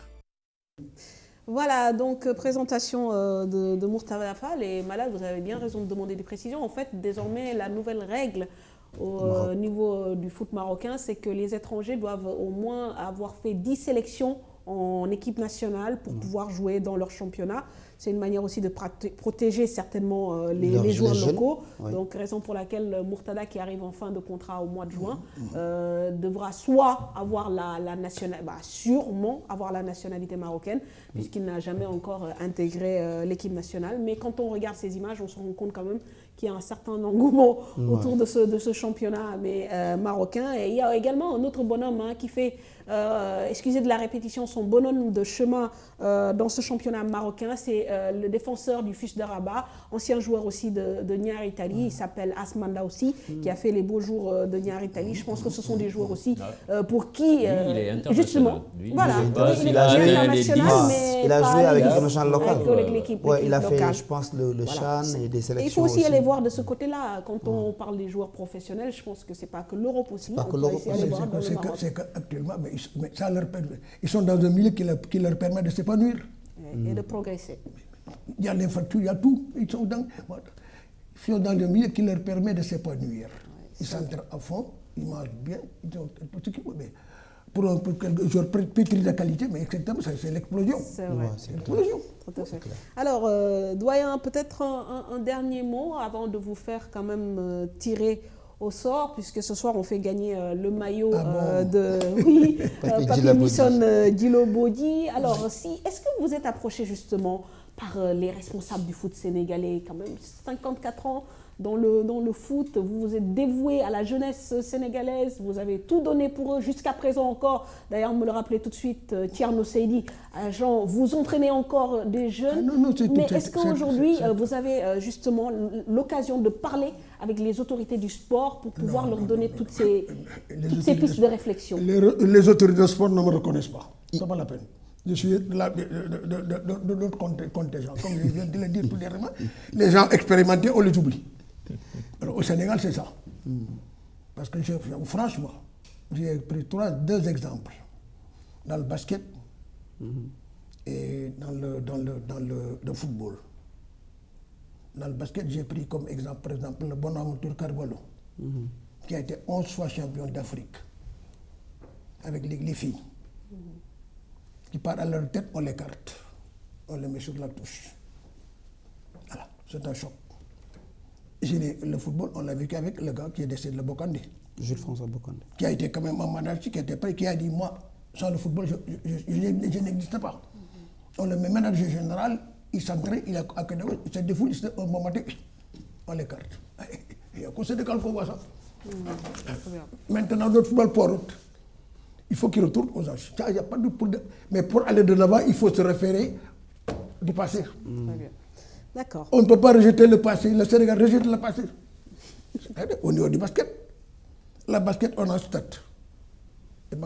Marius Ndiaye. Avant, les gens jouaient où? Ils jouaient au stade Iba Mar Diop. Le stade Iba Mar Diop, c'était pour le basket, le handball, le volleyball. On a un stade Iba Mar Diop. Personne n'a pensé à mettre ce stadium en salle couverte pour avoir deux stades. Personne ne l'a pensé. Et on va organiser la Coupe d'Afrique des Nations basket. C'est pas possible. Très bien. Il y a déjà que la FIBA cherche pays. Mais c'est normal. Et nous, on ne peut pas mais les pays se développent. Je pense que c'est l'Afrique qui va gagner. Je pense que l'Afro-Basket sera en Afrique du Sud. Oui. Ou en fait, on m'a fait remarquer quelque chose au niveau du championnat de Dakar, au niveau du junior. Ça, c'est un fait. Le championnat junior, au niveau du club, Daraf, j'ai demandé aux gosses combien de matchs ils ont réparti le club en poule, les équipes en poule. J'ai demandé aux gosses combien de matchs, vous êtes comme, ils m'ont dit, ils sont 5. Ils sont 5 équipes.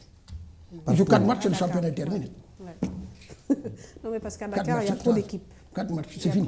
Le championnat junior termine. Parce que je crois qu'au niveau de la Ligue de Dakar, ils ont 60 équipes affiliées. Okay. Non, mais le gosse doit jouer au minimum 20 matchs dans les jambes pour avoir une compétition. Mais non, c'est pas possible, c'est Sénégal, on tente tout le football. Très bien. Bon, vous reviendrez, doyen, pour parler quand même de ce football. Mais alors, restez avec nous, parce qu'il y a un mois de cela, on avait lancé donc un jeu de maillot sur notre page Facebook. Alors, pour Papi Misson Djilobodji, vous le connaissez? Qui ça? Papi Djilobodji. Voilà, exactement. Le joueur de Anderlecht, bon, la question a été relativement simple. Après avoir quitté l'AS Saloum, par quel club français est passé le défenseur sénégalais? Réponse 1, US Créteil, 2, Boulogne-sur-Mer, 3, Sénart-Moissy. La réponse de l'intéressé. Salut, c'est Papi Djilobodji, international sénégalais. C'était pour répondre à la question de Mamfatou Ndoye. À Sport à la Une. Donc le premier club que j'ai joué en France, c'est le Sénart-Moissy, un club de 4e division dans la région parisienne. Et je remercie tout le monde d'avoir pris part au jeu et je félicite le gagnant. Donc j'espère le rencontrer quand je serai en vacances au Sénégal. Et un gros coucou à Sport à la Une et de Mamfatou Ndoye et de son groupe. que je regarde, que tout le monde regarde à la TFM. Et un gros coucou à tous mes fans, à ma famille, à toutes les personnes qui me supportent. Donc un gros coucou et je vous dis à très très bientôt. Merci beaucoup.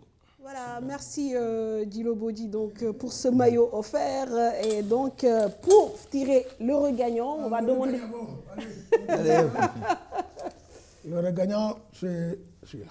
Voilà, merci. Alors, l'heureux gagnant s'appelle Abdou Salam Faye. Voilà, Abdou Salam Faye, il est au 77 057 39 60. Donc, s'il se reconnaît, qu'il nous fasse signe sur la page Facebook de Sport à la Une, Abdou Salam Faye, 77 057 39 60 pour donc le gagnant du maillot Sunderland de l'international sénégalais Papi Djilo Bodji. Doyen, merci beaucoup. Oui. Ça a été un plaisir d'échanger avec vous. Au plaisir de vous revoir. Alors d'accord, merci. Voilà, merci à vous. J'aimerais bien que prochainement on parle du football sénégalais, au fond. D'accord. Parce qu'il y a des choses à dire. D'accord, encore. Alors restez avec nous pour vous accompagner. On va parler de foot européen. Voilà, on va parler du football européen en Angleterre avec Chelsea qui grille un joker après sa défaite face à United dans la course au titre, alors qu'en Espagne, le Real de Madrid tient la cadence devant les Blaugrana et qu'en France, c'est l'AS Monaco de Radamel Falcao et le Paris Saint-Germain qui occupe les deux premières places. Le résumé des championnats européens avec Cheikh Tidiane Diao.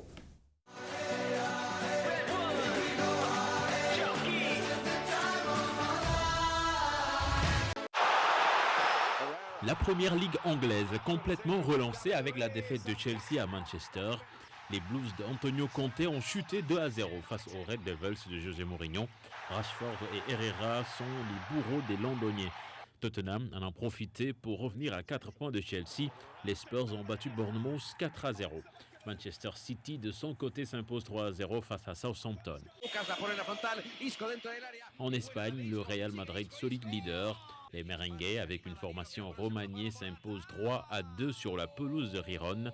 Cela grâce à une prestation XL d'Isco, auteur d'un doublé. Le Barça, de son côté, s'impose difficilement 3-2 face à la Real Sociedad, grâce également à un doublé de Lionel Messi. En Italie, la Juve, en déplacement à Pescara, s'impose 2-0, grâce également à un doublé de Gonzalo Higuaín. Le choc de la journée opposait les deux Milan. L'Inter et le Milan AC se quittent sur un match nul de partout à l'issue d'un duel épique. En France, le duel Monaco-PSG toujours aussi passionnant.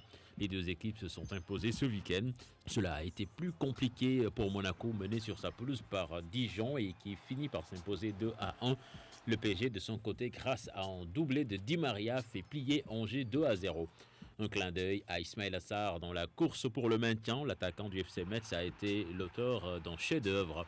Son équipe concède le nul 2-2 à Caen.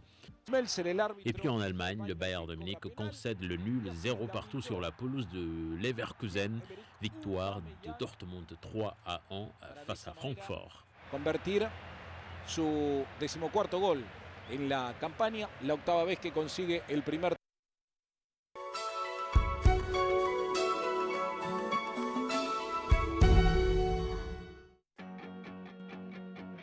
Aujourd'hui, plus que jamais, nos rêves les plus fous sont accessibles.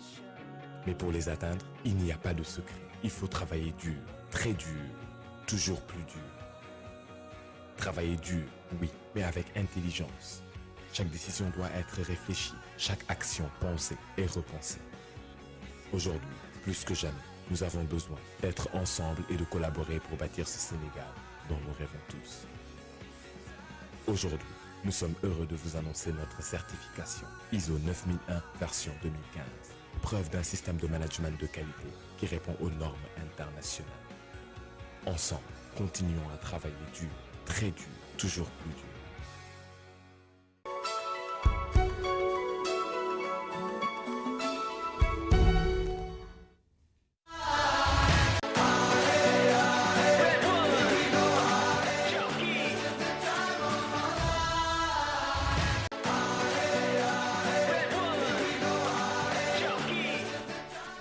Voilà, le judo à présent avec donc la 38e édition des championnats d'Afrique qui sont déroulés à Madagascar. Le Sénégal est rentré avec 8 médailles, dont 7 en bronze et 1 en argent. Les judokas et les membres de la Fédération sénégalaise de judo sont rentrés cet après-midi. Maria Siva-Diop était à l'aéroport Léopold Sédar Senghor à l'accueil. Les rideaux sont tombés hier sur la 38e édition des championnats d'Afrique senior de judo à Madagascar. Le Sénégal, représenté à ses joutes par 11 combattants, a décroché 8 médailles, dont 7 en bronze et 1 en argent. Mbagnick Ndiaye a donné le ton avec une médaille d'argent en toute catégorie communément appelée Open. Dans cette épreuve, Monica Sagna a décroché le bronze chez les dames. À la deuxième journée de compétition, Georgette Sagna chez les moins de 78 kg, Monica Sagna en plus de 78 kg, Saliou Ndiaye en moins de 81 kg, Baboucar Mané en moins de 100 kg et Mbagnick Ndiaye en plus de 100 kg ont tous remporté une médaille de bronze dans leurs catégories respectives.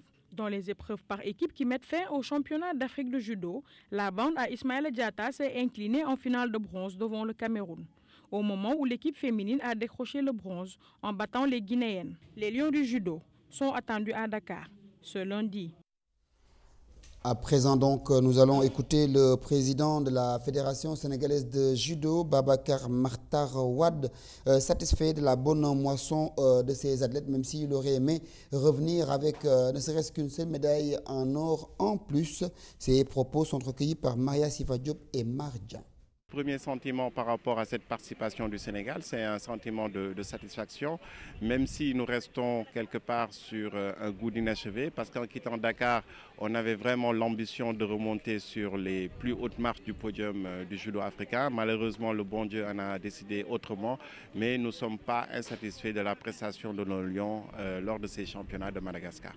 Il est vrai que les investissements qui ont été faits dans la préparation de nos Lions nous permettaient de croire en l'or africain. Malheureusement, certains combattants ou combattantes n'étaient pas dans leur bon jour. C'est la raison pour laquelle on a noté quelques contre-performances au niveau de certains athlètes.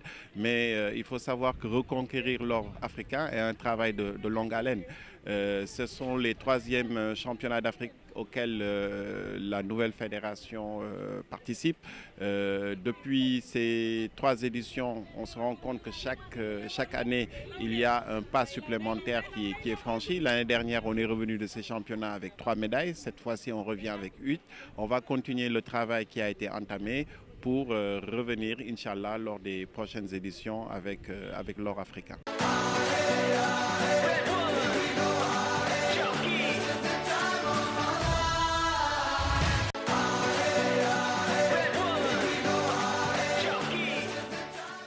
L'actualité sur les réseaux sociaux, c'est avec Momodou Ndiaye. Momodou, bonsoir. Bonsoir à vous, bonsoir aux téléspectateurs. Bonsoir. Félicitations pour votre reportage sur Murtada. Merci. Très instructif. Merci. Alors, on va parler d'un joueur sénégalais du FC Barça qui éclate le panneau d'un dunk puissant à l'image d'un Shaquille O'Neal. Son nom, c'est Moussa Diagne. Effectivement, il a brillé dans l'exercice dimanche lors d'un match du championnat espagnol entre Valence et FC Barcelone. Le pivot sénégalais du Catalan pivot sénégalais du club catalan sur un dunk à 2 mains a cassé le panneau adverse. Je vous laisse.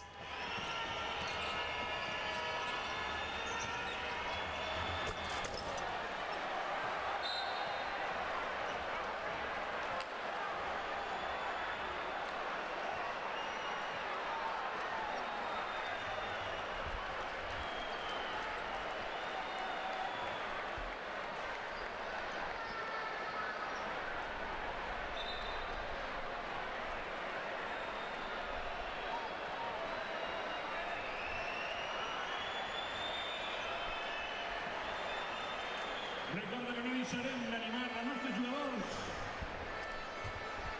Tu també jugues en cada partit i en cada defensa el teu soroll ens ajuda a tots.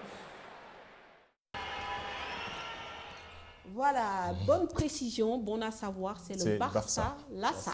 Pas Barça le FC Lassa. Barça. D'accord. Un autre Sénégalais également est ovationné par son public dans le championnat belge cette fois-ci. Son nom, c'est Babacar Gueye, le jeune attaquant de Zulte Waregem en Belgique. Il est ici ovationné par son public. Regarde.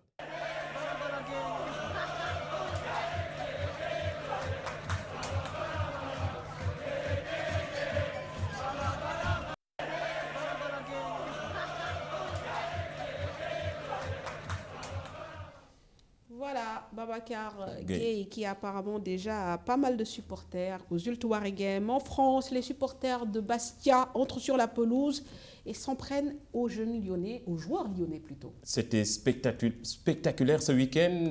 La rencontre entre le club corse et Lyon a été repoussée et pourrait être annulée. La faute aux supporters corses qui ont envahi le terrain pendant l'échauffement pour s'en prendre aux visiteurs. Regardez. Now, as we see the incidents, there it is. Memphis Depay, that's the first incident.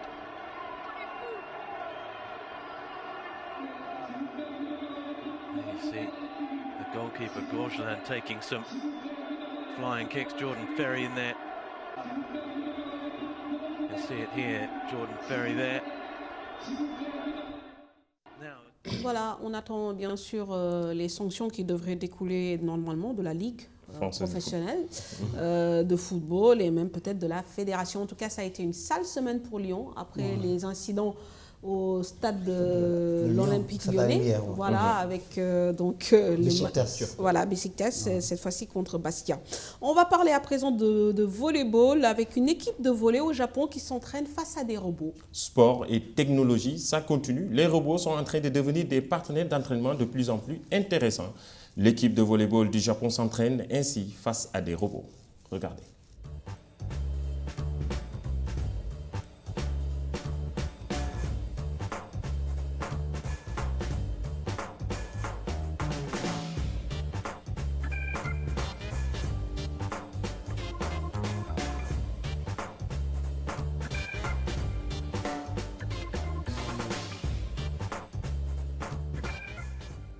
Le progrès, comme on dit. Alors, bon. La technologie. Voilà. On termine avec deux vidéos bonus qui valent leur pesant d'or. Et là, on retrouve le ballon. Et 3 même. Ah, 3 bonus, oui, d'accord. Bon, allons-y alors. En direction aux États-Unis, à 35 ans, l'attaquant espagnol David Villa s'éclate en MLS. Regardez. Away from Morales, the chase is on for Elliott up against Villa. Villa won that chase and goes for goal. Oh, I say he's done it! Well, I've seen it, but I don't believe it. You just can't draw this up. Jack Elliott done everything he can. David Villa, it's been a frustrating night, not a great night. So what are you doing? While you're on the road, you're 65 yards out. What the heck? I'll chip the keeper.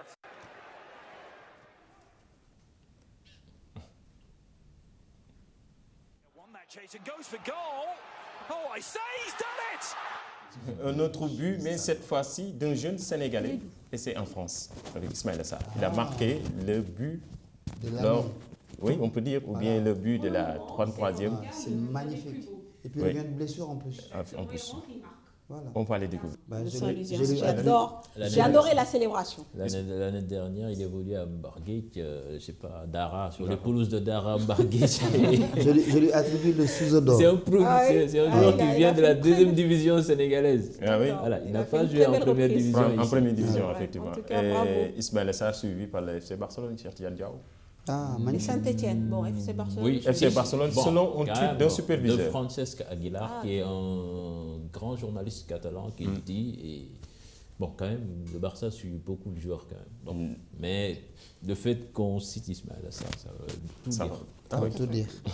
Alors, après les buts, place à un raté, on peut dire même raté du siècle. Regardez.